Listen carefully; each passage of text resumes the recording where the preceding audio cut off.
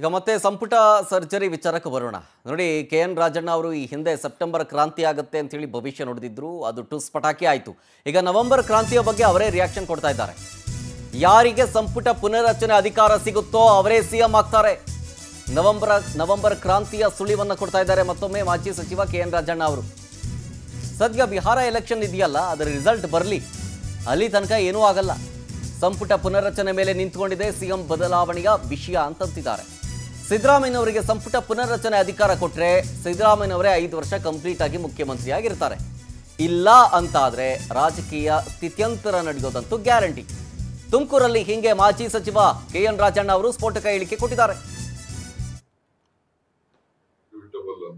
ಆಗ್ತದೆ ಅಂತ ನನ್ನ ಒಂದು ಅಸೆಸ್ಮೆಂಟ್ ಅಷ್ಟೇ, ಯಾರು ಹೇಳೋದು ಏನು ಆಗುತ್ತೆ.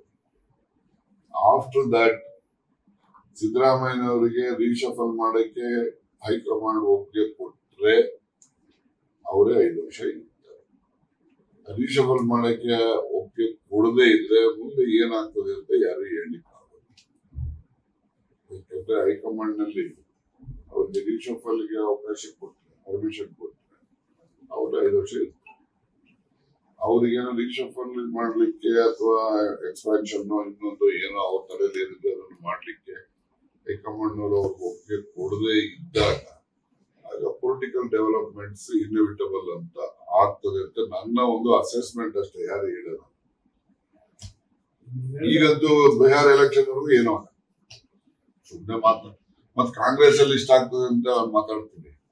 ಬಿಜೆಪಿನಲ್ಲೂ ಇದೆ, ಬಿಜೆಪಿನಲ್ಲೂ ಕೂಡ ಬದಲಾವಣೆಗಳು, ಮತ್ತೊಂದು ಅಲ್ಲಿ ಕೇಂದ್ರದಲ್ಲೂ ಕೂಡ ಮಂತ್ರಿಮಂಡಲ ರೀಶಫಲ್ ಮಾಡ್ತಾರೆ. ನಮ್ಮ ರಾಜ್ಯ